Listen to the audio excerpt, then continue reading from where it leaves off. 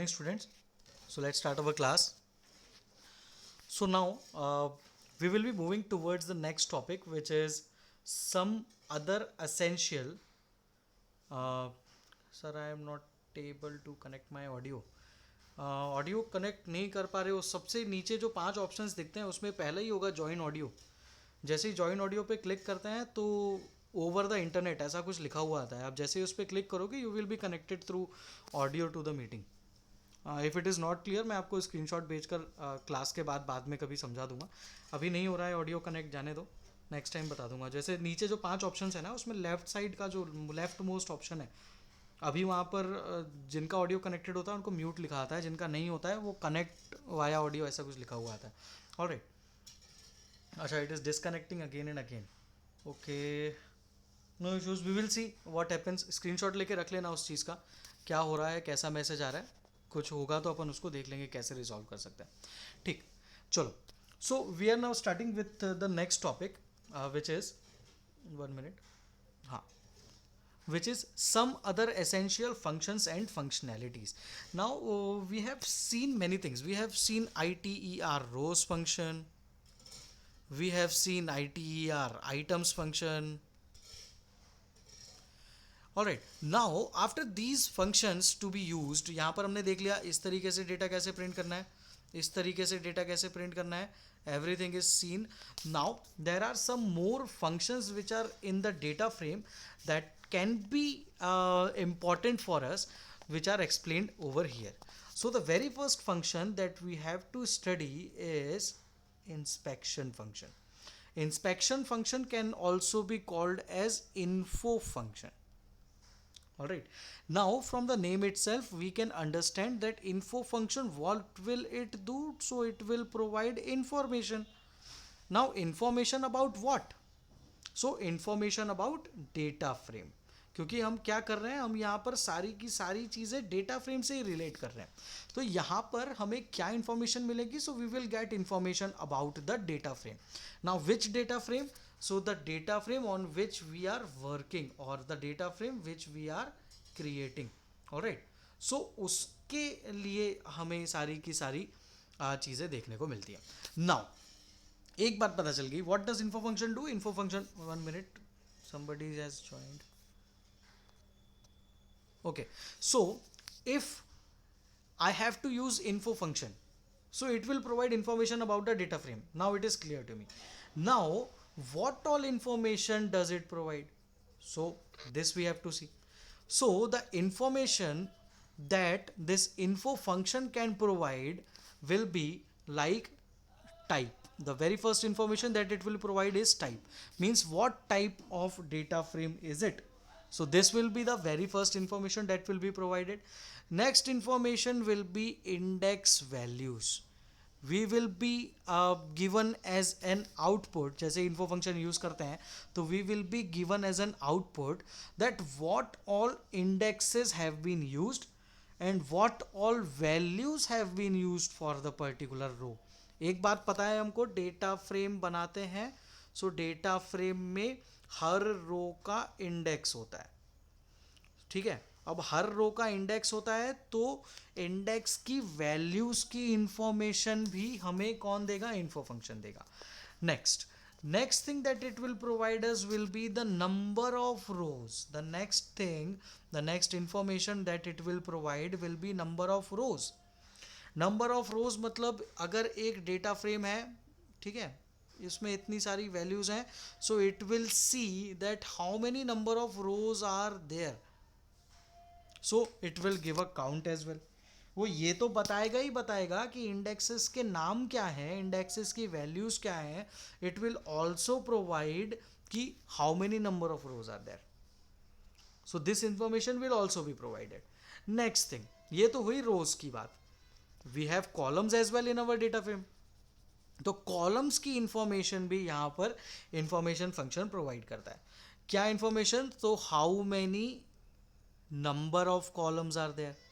This will be the very first information that it will show us as far as this columns is concerned. Next thing what it will provide, so it will provide all the values which are there in those columns. अब values का मतलब actual में values है, मतलब जितनी भी non N A values होंगी, मतलब not a number, blank values, empty values, ये उन एम्प्टी वैल्यूज को काउंट नहीं करेगा और हमें सिर्फ और सिर्फ नॉन एन ए वैल्यूज का काउंट शो करेगा। ठीक है, सो ये चीज़ें हमें यहाँ पर देखने को मिलती है। What all information we can get by using the info function? So we can get information about the type, what type of data frame is it, we can get information about the index values, we can get the information about how many number of rows are there, we can even get the information about the names of the columns as well as the information which is stored in those columns. Now information will only be including the non NA values, it will not include the blank values as well, it will include only the non NA values. Alright, और भी बहुत सारी information है जो ये show करता है, तो वो देखते हैं और कौन कौन सी होती है। तो next is data type of each column. अब कॉलम्स, मल्टीपल कॉलम्स है, तो उन मल्टीपल कॉलम्स का डेटा टाइप क्या है? देखो डेटा फ्रेम अलग अलग डेटा टाइप की वैल्यू होल्ड कर सकता है। एक फील्ड का नाम है नेम, एक फील्ड का नाम है नंबर, तो यहाँ पर डेफिनेटली स्ट्रिंग वैल्यूज होंगी, यहाँ पर डेफिनेटली न्यूमेरिक वैल्यूज होंगी। तो हो गया ना, इसका डेटा टाइप अलग है, इसका डेटा टाइप अलग है। So this info function, what it will do, it will provide information about the data types as well, कि कौन सा डेटा टाइप यूज हो रहा है उसकी इंफॉर्मेशन भी यहाँ पर प्रोवाइड होती है। और last thing will be the memory usage.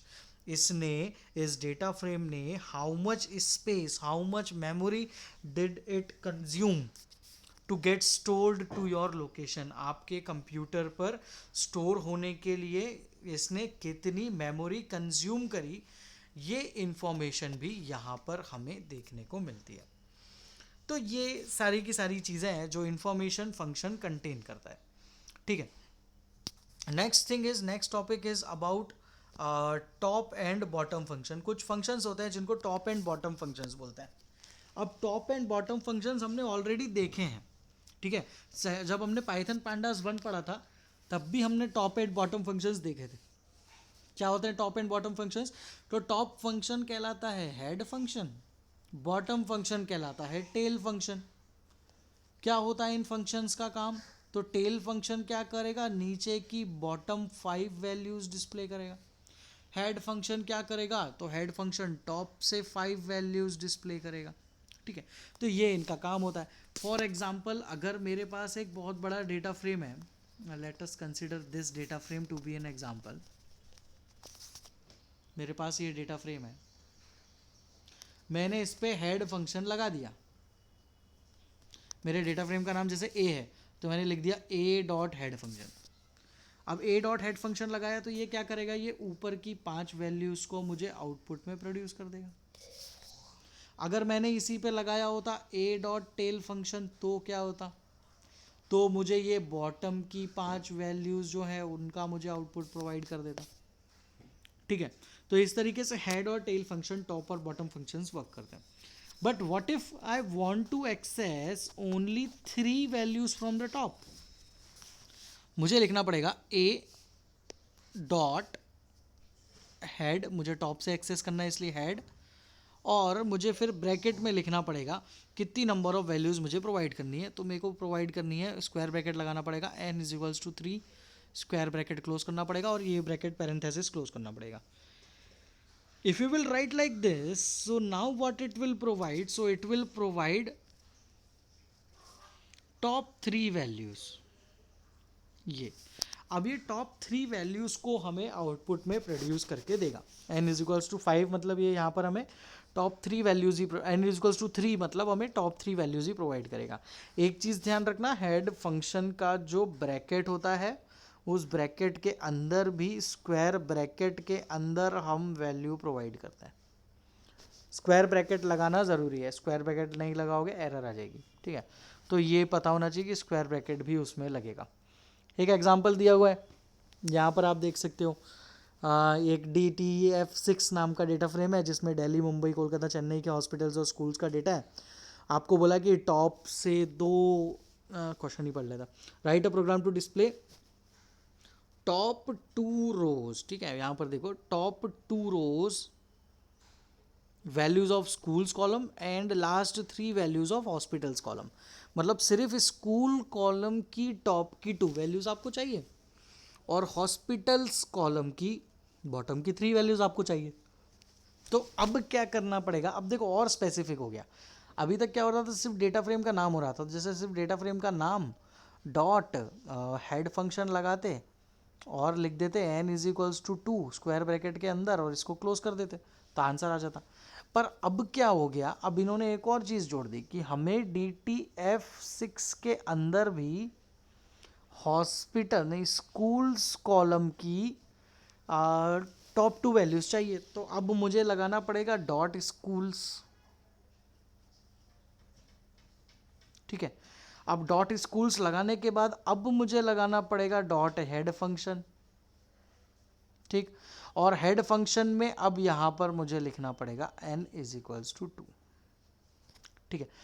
यहां पर ये हम लोग सिंपली यहां पर अगर एक मिनट यहाँ पर अगर सिंपली 2 भी लिख देंगे तो भी ये काम करेगा। मतलब इसको जैसे हमने पिछले चैप्टर में देखा था, यहाँ पर हम सिंपली ऐसा लिख देते थे तो वो इस तरीके से भी वर्क करेगा। बट समझने के लिए n इज इक्वल्स टू 2 इसलिए क्योंकि नंबर ऑफ वैल्यूज़ की यहाँ पर हम बात करते हैं तो वो यहाँ पर बताई जाती है। तो इस तरीके से हम कर सकते हैं। Now what if I want to print 3 bottom values of hospitals. अब 3 bottom values of hospitals print करना है तो सिंपल है DTF6 डॉट हॉस्पिटल्स ना, डॉट हॉस्पिटल्स फिर डॉट और क्या करना है नीचे से 3 तो टेल 3, इतना लिख दोगे तो भी आउटपुट आ जाएगा। तो ये एग्जाम्पल एक बार देखना और समझना है कि क्या है, क्लियर है या नहीं, ठीक है। आगे बढ़ते हैं। यहाँ पर कुछ और फंक्शंस दिए हुए हैं जैसे कि कम्युलेटिव कैलकुलेशंस फंक्शंस। अब ये क्या होता है कम्युलेटिव कैलकुलेशन फंक्शंस, मतलब कम्युलेट करते हैं, मतलब जोड़ते हैं। पहली वैल्यू में दूसरी वैल्यू को जोड़ेंगे और पहली और दूसरी को जोड़कर ये आउटपुट आएगा। अब तीसरा आउटपुट निकालना है तो पहली दूसरी और तीसरी वैल्यू जुड़ेगी तो ये आउटपुट आएगा। तो ये कम्युलेट करते हैं, मतलब जोड़ते जाते हैं और आउटपुट देते जाते हैं। इसको थोड़ा सा एग्जाम्पल से समझते हैं, ठीक है। जैसे कि अपने पास हाँ ये 1 2 3 वैल्यूज़ हैं। तो अगर कम्युलेट करेंगे तो क्या होगा, तो 1 इसका आउटपुट आया 1 क्योंकि ये 1 तो एज इट इज़ रहेगा। नीचे वाले का आउटपुट आएगा 2 + 1 3 और तीसरे का आउटपुट आएगा 3 + 2 + 1 तो 6। मतलब मैंने क्या कर दिया, उनको जोड़ दिया। यहाँ पर देखो, मतलब पिछली वैल्यू में अभी की वैल्यू को जोड़ा और आउटपुट निकाल लिया, पिछली वैल्यू में अभी की वैल्यू को जोड़ा और आउटपुट निकाल लिया। इस तरीके से हमको करना पड़ता है। तो यहाँ पर इसको भी एग्जांपल से समझेंगे तो और क्लियर हो जाएगा। यहाँ पर हमें ये जो कम्युलेटिव कैलकुलेशंस फंक्शंस दिए हुए हैं, यहाँ पर हमें सबसे पहला फंक्शन जो दिखाया गया है वो है कम सम फंक्शन। मतलब कम्युलेटिव तरीके से हमें सम निकालना है। अब कम्युलेटिव तरीके से अगर हमें सम निकालना है तो सम 2 तरीके से निकल सकता है, ठीक है। एक निकल सकता है रो वाइज, एक निकल सकता है कॉलम वाइज। अगर हम वैल्यू दे दें axis is equals two rows तो रो वाइज आउटपुट आ जाएगा। अगर हम वैल्यू दे दें axis is equals two columns तो कॉलम वाइज आउटपुट आ जाएगा। और अगर हम कुछ भी वैल्यू नहीं दे ब्रैकेट में तो डिफ़ॉल्ट में वो रो वाइज ही आउटपुट प्रोड्यूस करता है। तो ये हमें पता होना चाहिए। एक एग्जांपल के थ्रू चलो इसको थोड़ा सा समझते हैं। ये हमारा डेटा फ्रेम है, इसको ध्यान से देखना। ये हमारा डेटा फ्रेम है जिसमें वैल्यूज़ है 9 का टेबल हमें दिया हुआ है, ठीक है। लगेगा तो ये अगर अगले पेज पे बात जा रही है तो एक काम करता हूँ, इसको मैं यहाँ से मिटाकर अगले पेज पर बना ही लेता हूँ, ठीक है। यहाँ पर मैं उसको एक बार बना लेता हूँ जहाँ क्या है उसमें ABC 0 1 2 9 का टेबल है ना, 9 18 27 36 45 54 63 72 81। ये मैंने यहाँ पर डेटा फ्रेम क्रिएट कर लिया, ठीक है। ये 6 है, ठीक है। यहाँ पे मैंने डेटा फ्रेम क्रिएट कर लिया। अब मैंने बोला मुझे करना है कम सम। मैंने ब्रैकेट में कुछ नहीं लिया, मतलब क्या होगा, रो वाइज कैलकुलेट होगा। अब रो वाइज कैलकुलेट अपन करने की कोशिश करते हैं, ठीक है। पहली वैल्यू तो 9 ही रहेगी क्योंकि 9 में क्या जोड़ोगे, अभी तो कुछ है ही नहीं जोड़ने के लिए, तो 9 रहेगी। दूसरी वैल्यू अगर मैं इसकी बात करूँ, यहाँ पर इसको देखना, इस वैल्यू को देखना, मैं अलग कलर से कर देता हूँ, इस वैल्यू को देखना, इधर पर अब 36 नहीं आएगा। अब मैं रो वाइज कर रहा हूँ ना, पहली रो का आउटपुट निकाल लिया, अब दूसरी रो पे आया हूँ, तो दूसरी रो का होगा 9 + 36, तो 9 + 36 कितना हो जाएगा, तो ये हो जाएगा 45। तीसरी वैल्यू हो जाएगी 9 + 36 + 63, तो ये वैल्यू हो जाएगी 108। सिमिलरली 18, तो 18 एज इट इज रहेगा। अगली रो पे आए हैं, अब 18 + 45, तो 18 + 45 63 हो जाएगा, तो 63 आंसर आ जाएगा। थर्ड वैल्यू यहाँ पर क्या आएगा, तो यहाँ पर आएगा 18 + 45 + 72, तो इसका आंसर आ जाएगा 135। सिमिलरली यहाँ पर तीसरे रो में पहली वैल्यू क्या रहेगी, तो वो तो रहेगी 27, क्योंकि उसमें तो अभी कुछ कम्युलेट हो नहीं पा रहा है। अब 27 के बाद 27 + 80, 27 + 81 जुड़ेगा, तो 27 + 81 जुड़ेगा, तो जो भी आएगा वो उसका आउटपुट आ जाएगा। ठीक है, तो नहीं 27 प्लस, हाँ 27 + 81 जुड़ेगा, तो जो भी वैल्यू आएगी वो उसका आउटपुट आ जाएगा। और उसके बाद 27 + 80, 27 + 54 ना, 27 + 54 जुड़ेगा तो 81 आउटपुट आएगा, और 27 + 54 + 81 जुड़ेगा तो आउटपुट आएगा 162। क्या क्लियर है क्या किया यहाँ पर इतना सारा तामझाम?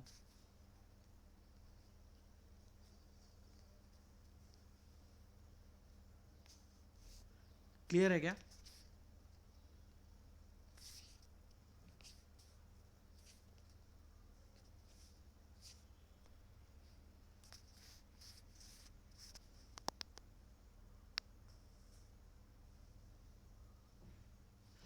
हाँ, मतलब क्या किया है, कम्युलेट किया है, जोड़ते गए हैं, बस जोड़ा है हमने चीज़ों को। इसमें इसको जोड़ दिया तो अगली वैल्यू आ गई, इन दोनों को जोड़ दिया तो तीसरी वैल्यू आ गई। अगर मैं इसी की बात करूं कि अगर मेरे पास सेम एग्जांपल है और मुझे अगर कॉलम वाइज एडिशन करना है, तो यार कॉलम वाइज अगर एडिशन करना है तो कॉलम वाइज एडिशन कैसे हो सकता है, तो वो देखते हैं। पहले एग्जांपल पे आ जाते हैं, इसी पेज पे आ जाता हूँ मैं। ये वाले डेटा फ्रेम की मैं बात कर रहा हूँ, ठीक है। यहाँ पर मैं लगा रहा हूँ कमसम फंक्शन, और इस कमसम फंक्शन के ब्रैकेट में लिख रहा हूँ मैं एक्सिस, अरे यार कहाँ गया, यहाँ पर मैं लिख रहा हूँ, दूसरा चीज़ सेलेक्ट हो गया, एक्सिस = कॉलम्स, ये मैंने इसके ब्रैकेट में लिख दिया। जब मैंने एक्सिस = कॉलम्स लिख दिया तो अब ये कॉलम वाइज ऐड करेगा, इसको ऐड करेगा, इसको ऐड करेगा, इसको ऐड करेगा। तो पहली वैल्यू होगी 9, अगली वैल्यू होगी 9 + 18, तो 9 + 18 होगा 27। अगली वैल्यू होगी 9 + 18 + 27, तो 27 + 27 हो जाएगा 54। Same will go for this, 36 होगी, इसकी वैल्यू क्या होगी, तो इसकी वैल्यू होगी 36 + 45, और इसकी वैल्यू होगी 36 + 45 + 54, तो ये इसकी वैल्यू होगी। तो इस तरीके से कम्युलेट हो रहा है और वैल्यू निकल कर आ रही है, तो ये होता है कमसम फंक्शन। ठीक, ये तो हुई सम की बात। यहाँ पर प्रोडक्ट भी निकाला जा सकता है, जैसे हम ऐड कर रहे हैं ना, वहीं पर सिंपली प्रोडक्ट भी निकाला जा सकता है। तो वो करने के लिए इन्होंने हमें एक फंक्शन दिया हुआ है, उस फंक्शन का नाम है कम प्रॉड। ये यहाँ पर देखो, कम प्रॉड, अगर वैल्यूज़ में से मैक्सिमम वैल्यू निकालनी है तो कम मैक्स, और वैल्यूज़ में से मिनिमम वैल्यू निकालनी है तो कम मिन। ऐसे 3 फंक्शंस हमें प्रोवाइड किए हुए हैं। हम देखते हैं यहाँ पर, इस एग्जाम्पल को समझते हैं।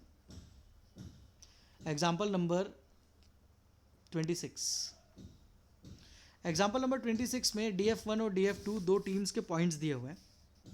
अब इन्होंने बोला है कि आपको write a program to list maximum points till that round cumulatively. आपको इनके मैक्सिमम पॉइंट्स इन्होंने इस राउंड में कब किए थे वो बताना है। जैसे कि P1 पॉइंट 1 जो है वो है 700, ठीक है, तो 700 अभी सबसे बड़ा हो गया। ठीक है, अभी हम यहाँ पर क्या यूज़ करें, मैक्सिमम बताना है ना, मतलब हम यहाँ पर यूज़ करने वाले हैं कम मैक्स फंक्शन। तो पहली वैल्यू तो 700 सबसे बड़ी है, तो पहला 700 तो 700 ही रहेगा। अब 700 और 975 में से चेक होगा क्या बड़ा है, 975 तो 975 आ जाएगा। अब 975 और 970 में से क्या बड़ा है, 975, तो अगला आंसर भी 975 आ जाएगा। हमको क्या करना है, बड़ी वैल्यू बतानी है ना, तो कम मैक्स लगाते जाएंगे। अब 900 और 975 में से क्या बड़ा है, तो 975 ही बड़ा है, तो आंसर आ जाएगा 975। मतलब हमने क्या किया, मैक्स वैल्यू को बस लिखते गए। सिमिलरली अगर मैं बात करूं सेकेंड वाले में, इसमें तो यहाँ पर 1100 तो 1100 ही रहेगा। 1100 को कंपेयर किया 1275 से, तो 1275 बड़ा है। 1275 को 1270 से कंपेयर किया तो 1275 ही अभी बड़ा है। और अब 1275 को 1400 से कंपेयर किया तो 1400 बड़ा है। So this will be the output of come max function. अगर मैं यहीं पर कम मिन फंक्शन लगा देता, अगर यहीं पे हम कम मिन फंक्शन लगा देते तो क्या होता,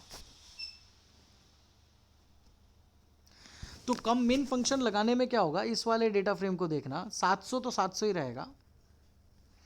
700 और 975 में छोटा क्या है, तो 700। अब 700 और 970 में छोटा क्या है, तो 700। और 700 और 900 में छोटा क्या है, तो 700। तो सबसे छोटी वैल्यू जो आई कम मिन में वो आई 700। ठीक है, तो सब में 700 ही आ जाएगा डेफिनेटली, क्योंकि सबसे छोटी वैल्यू ही वो है। अब अगर बात करूं मैं ये वाले डेटा फ्रेम की, तो चलो इसमें देखते हैं आउटपुट क्या आएगा। पहली वैल्यू है 1400, तो चलो ठीक है 1400 तो एज इट इज़ रहेगा। 1400 एंड 1260 में कंपेयर किया तो छोटी वैल्यू है 1260। अब 1260 और 1500 में कंपेयर किया तो 1260 स्मॉलेस्ट है। अब 1260 और 1190 में कंपेयर किया तो 1190 स्मॉल है। तो यहाँ पर अब 1190 आउटपुट में आ जाएगा। ठीक है, तो इस तरीके से ये कम मैक्स और कम मिन फंक्शन बताएगा यहाँ पर। ठीक है, यहाँ पर आप देख सकते हो, यहाँ पर मिन फंक्शन लगाए तो मिनिमम वैल्यू, एक ही वैल्यू नहीं रहेगी, अलग अलग ही रहेगी ना, क्योंकि यहाँ मैक्सिमम फंक्शन ने मैक्सिमम वैल्यू दी थी, मिनिमम फंक्शन ने मिनिमम वैल्यू दी। तो ये एग्जाम्पल इन्होंने दिया हुआ है, इस एग्जाम्पल के थ्रू इन्होंने हमें समझाया हुआ है। ये एग्जाम्पल आप लोगों को एक बार देखना पड़ेगा। ठीक है, ये एग्जाम्पल नंबर 26 है, और एक एग्जाम्पल नंबर 27 दिया हुआ है, उसमें इन्होंने यूज़ किया हुआ है कम सम फंक्शन। मतलब आपको इन्होंने कम सम फंक्शन यूज़ करके पॉइंट्स कुछ जोड़ के बताए होंगे। तो ये एग्जाम्पल आप लोग देख लेना कि ये एग्जाम्पल क्या कर रहा है। नेक्स्ट कुछ फंक्शंस हमें बताए हुए हैं यहाँ पर। ये वाला तो चलो ठीक है, ये जो नीचे 2.5.4 है इसको हम नहीं पढ़ रहे। ठीक है, इसको हम स्किप कर रहे हैं, इसको मैंने स्क्रीनशॉट में फोकट ही डाल दिया पीडीएफ में। आगे बढ़ते हैं। एक और यहाँ पर कंसेप्ट है जिसको बोलते हैं कंबाइनिंग डेटा फ्रेम्स। अब डेटा फ्रेम को कंबाइन, नेक्स्ट फंक्शन जो है ये हमने स्किप किया है। ठीक है, ये वाला टॉपिक हमने स्किप किया है क्योंकि ये अभी पढ़ने की ज़रूरत नहीं है, इसलिए हम इसको अभी छोड़ रहे हैं। आगे बढ़ते हैं। नेक्स्ट जो टॉपिक है वो है combining data frames. Data frames को कंबाइन करने के लिए मैंने आपको पिछली क्लास में ये कॉन्सेप्ट बताया था कि आपके कॉलम का नाम और रो, ये दोनों डेटा फ्रेम में सेम होना चाहिए, तभी आप उनको कंबाइन कर सकते हो। ये सबसे पहली चीज़ है। तो वो कंसेप्ट तो यहाँ भी वही रहता है। दो डेटा फ्रेम्स को कंबाइन करना है तो आप लोगों को उनका देखना पड़ेगा कि कॉलम नेम और रो इंडेक्स सेम है या नहीं। अगर सेम है तो ही कंबाइन हो सकता है। इधर देखो, df1 sd1 और sd2 दो डेटा फ्रेम दिए हुए हैं। sd1 का कॉलम के नाम देखो, subject ID, first name, last name. sd2 के देखो, subject ID, first name, last name. चलो कॉलम्स तो सेम है। रोज की बात करें तो 0 1 2 3 4, 0 1 2 3 4, रोज भी सेम है। सीधी सी बात है, अगर दोनों चीज़ें सेम है तो आप यहाँ पर इनको जोड़ सकते हो। अब जोड़ें कैसे? तो जोड़ने के लिए हमने वो ऐड वैड आर एड एड सम, बहुत सारे आर सम, बहुत सारी चीज़ें देखी थी। यहाँ पर हमें एक और नया फंक्शन बताया है इन्होंने, जिसको बोलते हैं कॉनकैट फंक्शन। कॉनकैट फंक्शन नाम से पता चल रहा है कॉनकैट करना, किसी चीज़ को जोड़ना। कॉनकैटिनेशन का मतलब होता है दो चीज़ों को जोड़ना। अब कॉनकैटिनेशन फंक्शन क्या करेगा? तो दो चीज़ों को जोड़ेगा। तो कैसे जोड़ेगा? डेटा फ्रेम का नाम लिख दो जैसे कि मैंने लिख दिया ये पांडास का पार्ट है तो P D dot concat function, और इसके ब्रैकेट में लिख दो S D one comma S D two. तो ये क्या करेगा, एस डी वन और एस डी टू को जोड़ देगा। ठीक है, तो इस तरीके से लिखना होता है P D dot concat function S D one comma S D two. ऐसा जब हम लिखेंगे तो वो उसको कॉन्कैट कर देगा, मतलब जोड़ देगा। तो देखो यहाँ पर उसने वैल्यू जोड़ी होगी और आउटपुट निकाला होगा। हम देखते हैं क्या आउटपुट निकला। हाँ, यहाँ पर दिया हुआ है P D dot concat S D one S D two को जोड़ा है, ये आउटपुट आपको मिला। बहुत सी चीज़ें खास है इस आउटपुट में देखने जैसी। Subject ID, first name, last name, चलो ठीक है, ये सब सही है। यहाँ पर आप देखो इंडेक्सेस, देखो इनके इंडेक्सेस आ रहे हैं 0 1 2 3 4, फिर अगेन इंडेक्सेस आ रहे हैं 0 1 2 3 4। ठीक है, मतलब इंडेक्सेस जो जिस तरीके से लिखे हुए थे उसी तरीके से इंडेक्सेस यहाँ पर आ रहा है। अब यहाँ पर इसमें जो वैल्यूज थी 1 2 3 4 5, तो वो वैल्यूज यहीं आ जाएंगी 1 2 3 4 5। और 0 1 2 3 4 में यहाँ पर क्या है, तो 4 5 6 7 8, यहाँ से देखी मैंने, तो ये 4 5 6 7 8 यहाँ आ जाएंगी। और इनमें जो ये नाम लिखे हुए हैं वो नाम यहाँ पर आपको देखने को मिल जाएंगे। ठीक है, तो इस तरीके से यहाँ पर ये कॉन्कैट फंक्शन काम करता है। पर एक चीज़ समझो, मैं अगर ऐसा चाहता हूँ कि जो मैं ये कॉन्कैट कर रहा हूँ, यहाँ पर आप देख रहे हो इंडेक्सेस के साथ भी क्या हुआ, इंडेक्सेस भी रिपीट हो गए। मैं नहीं चाहता इंडेक्सेस रिपीट हो। अब जब मैं नहीं चाहता इंडेक्सेस रिपीट हो तो यहाँ पर एक कंसेप्ट होता है जिसको हमें यूज़ करना पड़ता है, जिसको बोलते हैं ignore index is equals to true. अगर हम इस तरीके से लिख देंगे ignore index is equals to true, तो अब इंडेक्सेस इग्नोर हो जाएंगे और अब जो हमें आउटपुट देखने को मिलेगा उसमें इंडेक्सेस कुछ ऐसे होंगे 0 1 2 3 4 5 6 7 8 9। मतलब जो यहाँ के इंडेक्सेस हैं ये इंडेक्सेस रिप्लेस हो जाएंगे और इनके इंडेक्सेस इग्नोर होकर नए इंडेक्सेस प्रोवाइड हो जाएंगे। ठीक है, तो वो इंडेक्सेस को उसने इग्नोर कर दिया और नए इंडेक्सेस प्रोवाइड कर दिए। तो ये होता है इग्नोर इंडेक्स का काम। ठीक, यहाँ पर आप देखोगे, यहाँ पर ये एक एग्जांपल इन्होंने दिया हुआ है जिसमें इन्होंने ये इग्नोर इंडेक्स को यूज़ करके बताया। जब इग्नोर इंडेक्स को यूज़ करके बताया तो यहाँ पर आप देखो सेम एग्जांपल लिया S D one S D two वाला, उसमें ये आउटपुट हमें देखने को मिल गया। ठीक है, अब ये तो हुई एक बात। यहाँ पर एक और काम किया जा सकता है। हम अगर एक्सिस इज इक्वल्स टू 0 लेते हैं, अगर हम एक्सिस इज इक्वल्स टू 0 लेते हैं तो वो रो वाइज एडिशन करता है। अगर हम एक्सिस इज इक्वल्स टू 1 करते हैं तो वो कॉलम वाइज एडिशन करता है।